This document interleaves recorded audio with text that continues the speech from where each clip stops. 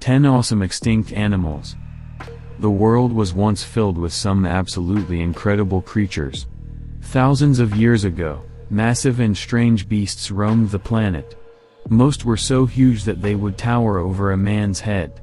We hear a lot about the dinosaurs that lived millions of years ago, but the world was far more diverse than Jurassic Park. There were all kinds of bizarre and amazing animals, each one looking like something torn right out of a fantasy novel. Leviathan, the whale that ate other whales. 12 million years ago, a species of sperm whale called Leviathan melvillei lived off the coast of Peru. They were about as big as the modern sperm whale, with some growing up to 18.5 meters, 60.7 feet. But there was one big difference: Leviathan melvillei had a huge mouth full of massive, tearing teeth. These gigantic whales preyed on other whales. Their mouths were something like those of modern killer whales, except that they were 3 times bigger. Some of those sharp, crushing teeth in their jaws were 0.3 meters, 1 foot, long and 10 centimeters, 4 in, wide, custom designed to bite into a whale's flesh and tear it off. These creatures had no natural predators, even though they shared a sea with megalodons, the biggest sharks to have ever lived. Instead, Leviathan melvillei would prey on giant baleen whales. The whales of prehistoric Peru had to deal with being a meal for the 2 biggest and deadliest carnivores to ever live in the sea. Paraceratherium, the rhino, 5 times heavier than an elephant. Paraceratherium may have been the biggest mammal ever to walk the earth. It was a gigantic rhinoceros that stretched 7.5 meters, 25 feet.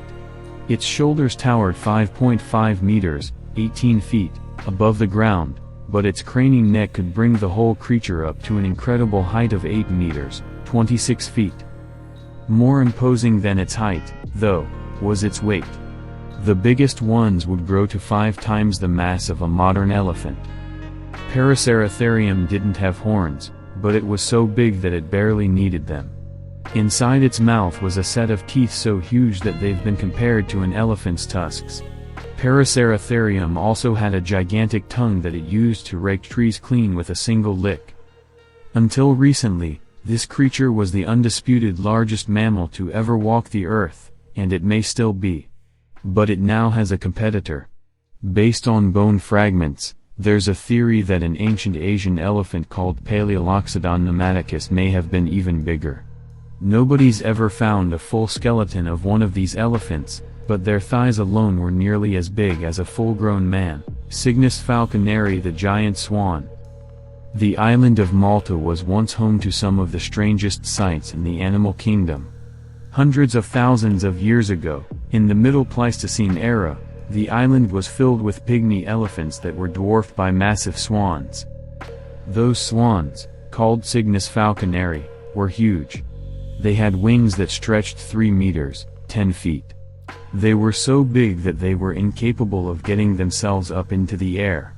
Instead, they fed and lived on dry land. They were bigger than the surrounding elephants, which averaged about 80 centimeters, 31 in, tall, about the size of a greyhound dog. Most of the artwork depicting these giant swans shows them harassing and preying on the tiny elephants. Although we couldn't find any proof that the giant swans actually preyed on the elephants, we love the mental image so much that we choose to believe that it really happened. Platybelodon, the elephant. The Platybelodon might look a little strange, but it was a force to be reckoned with. These ancient elephants came equipped with incredibly long teeth that worked like scythes. This early elephant had a huge, gaping jaw that kind of looked like a gigantic shovel, which is pretty much what it was used for. They had exceptionally long lower incisors that they could use to shovel up dirt and find things hidden underneath. Their incisors could also function like scythes to cut through thick vegetation. Any giggling would have stopped the second you got to see one of these creatures in action. The Platybelodon would grab hold of thick tree branches with its trunk and hack them off with its huge teeth, like it was chopping the branches with a machete. Heteromorph ammonites. We're used to seeing round spiral shells today. It's the shape we've seen on mollusks and snails so often that it just seems like the only shape a shell could take. But millions of years ago, during the Cretaceous period, those shells weren't always quite so perfectly formed. If you can imagine those spiral shells like a coiled rope and then visualize someone tangling that rope up, you'll have a good idea of what mollusks called heteromorph ammonites looked like about 100 million years ago. These creatures had shells twisted into any shape you could imagine. Most were a chaotic mess.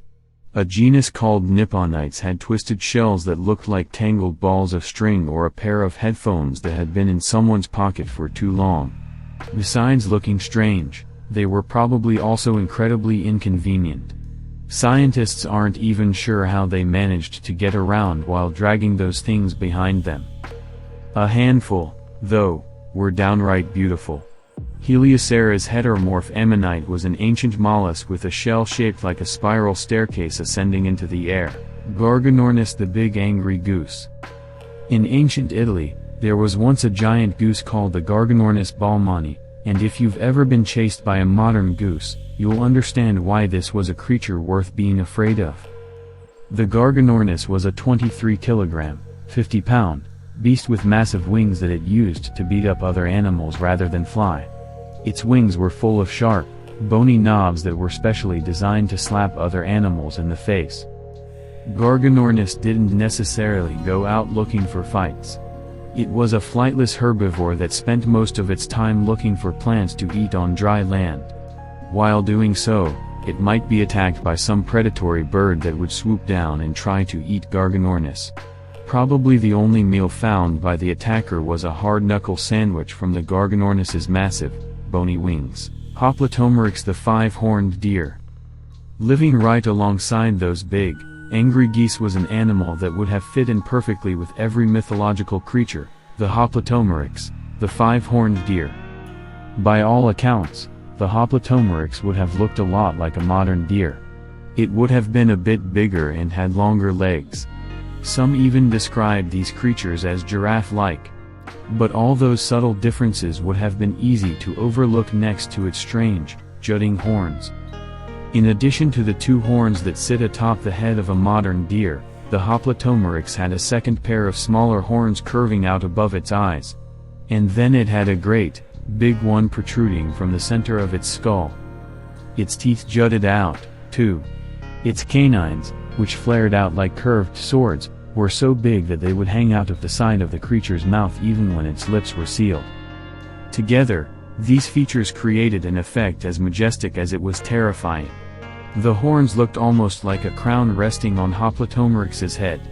Combined with the sharp, protruding teeth, these horns created something that looked a whole lot more intimidating than Bambi. Leedsichthys. The largest fish to ever live was the Leedsichthys, a gigantic creature that once swam in the waters around Europe. We're not even sure how big it really was.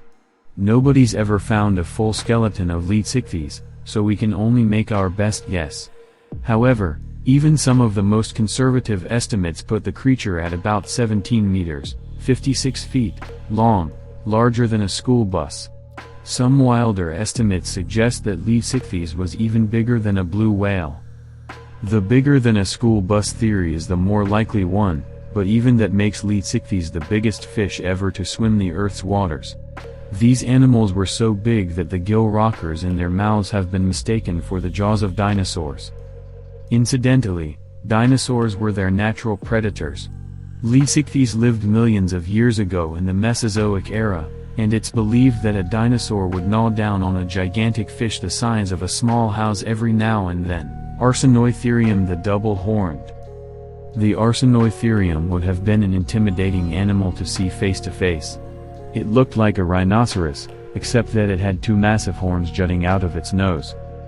These horns were a good 1 meter, 3.3 feet, long and 0.3 meter, 1 foot, wide. So if one gored you, you'd probably end up split in two. And just for good measure, Arsinoitherium had a second set of tiny horns on top of its eyes. These creatures were more closely related to elephants than rhinos, and so they towered a good 2 meters, 6.6 feet, into the air, well above most human beings. They were herbivores rather than predators. But if anything tried to attack them, they were clearly ready to defend themselves. If you ever made one angry, the only disadvantage they'd have would be their legs. They had strange, stumpy legs that couldn't be straightened. So if one ever chased you, you probably wouldn't have much trouble running away. Thylacoleo. Without a doubt, one of the most terrifying animals of the prehistoric world was Thylacoleo, the mammal with the world's strongest jaws. These animals were about half the size of African lions, but they had jaws that may even have been stronger than those of the king of the jungle. Every inch of Thylacoleo's skull was designed for strength, so it had a fairly tiny brain. But giving up thinking was a small sacrifice to get that incredibly powerful bite. Inside their mouths, they had huge teeth that were fused together, making them work like big, long, thick cleavers that could hack into flesh. The creature's claws were just as bad. They had massive, curved claws that could retract like a cat's to keep them razor sharp. Thylacoleo could get up on its hind feet and use its unusually thick tail to balance itself like a tripod, freeing up its claws to hack and slash through the bellies of its prey. Most likely, they were ambush predators, and they would have been brutal ones. They could climb trees. Then they'd lie in wait, leap out, and attack their giant kangaroo neighbors, tearing them limb from limb and feasting on their entrails.